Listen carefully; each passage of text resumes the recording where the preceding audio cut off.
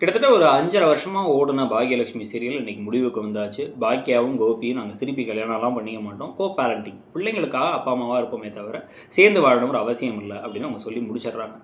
இனியா அவங்க சந்தோஷமான ஒரு வாழ்க்கையில செல்வியத்தை நல்லாவே கம்ப்ளீட்டா பார்த்துக்கிற மாரி அந்த விஷயத்தையும் காமிச்சுக்கிறாங்க. ஸோ இது எல்லாத்துக்கும் இடையில தான் பார்த்தீங்கன்னா, இப்ப கதையோட முடிவுல ஒவ்வொருத்தங்களா என்னென்ன பண்றாங்கன்னா, கோபி தன்னோட வாழ்க்கையில மனுஷங்கள மதிக்காதனால நான் இந்த நிலைமையில இருக்கேன் அப்படிங்கிறாரு அவரு. ராதிகா சுய சம்பாத்தியமும் எனக்கு ஒன்று இருக்கிறனால தான் நான் வாழ்க்கையில் சாதிக்க முடிஞ்சு. அதனால எதையும் மீண்டு வர முடிஞ்சு. அவங்கவுங்களுக்கு ஒரு தனியாக ஒரு சம்பாத்தியம் இருக்கிறது முக்கியங்கிறத சொல்லிடுறாங்க. செல்வி ஒரு வைராக்கியம் இருந்தால் போதும், பிள்ளைங்களுக்கு கல்வியை கொடுத்தா போதும்னு அவங்க முடிக்க, பாக்கியா எதாக இருந்தாலும் எவ்வளோ பெரிய பிரச்சனையாக இருந்தாலும் மீண்டு வர முடியும், தன்னம்பிக்கை இருந்தால் ஒவ்வொரு பொண்ணும் பாக்கியலட்சுமி தான் அப்படின்னு சொல்லிட்டு அவங்களும் இந்த போர்ஷனை முடிக்கிறாங்க.